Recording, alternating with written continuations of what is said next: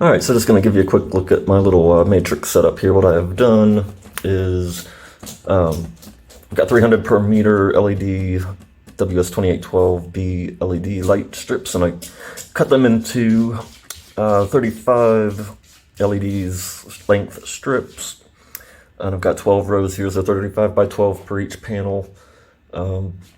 Just kind of glued like that. Wires coming through the back. I fell in love with 40 gauge, or not 30 gauge Kynar wire. It's great stuff to work with. So that's what that is. And yeah, so those are the data outs. Got like a data out going into the data input of the next one, so on the inside, and then on this side, I've got the data out and ends going to a 12-pin ribbon cable. And this one kept kind of wanting to move, so I don't know what that is. Liquid electrical tape, that's what it is. When hot glue failed, that's what I went with. So it's a mess, but basically, so like the first strip's output goes to a certain pin to go over to the input of the next panel, so on and so forth. It's a serpentine setup. So basically, among the 4 panels, it's like the whole first row is connected, output to input, and then loops around to the second row and continues on. Power I have injected from the beginning of the power supply through these, hello kitty, through these little jumper wires here. Probably a fire hazard, but we've been all right so far.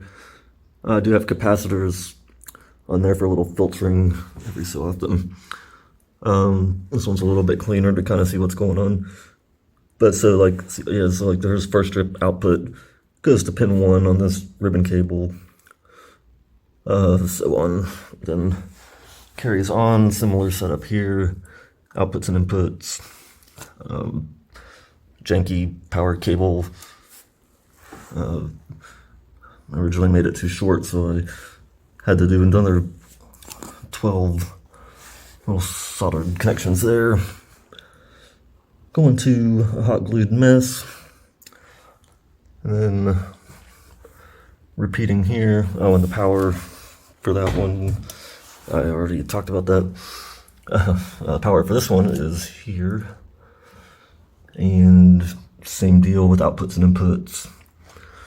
Coming down to the beginning, I've got the data input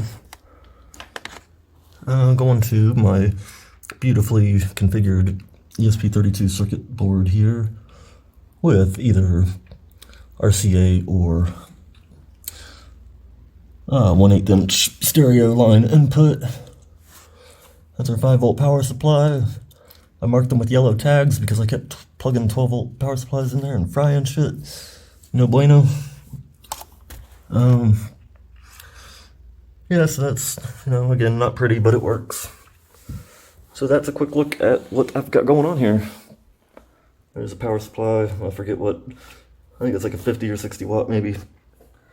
Don't remember, but it's enough. It works. Don't believe all the hype. You don't need. If I did the calculations, I think it said I needed like a 780 amp power supply or something. But yeah, we'll see when the house burns down. And that's a cat. You gotta get one of those in there. So yeah, good luck with your projects at home.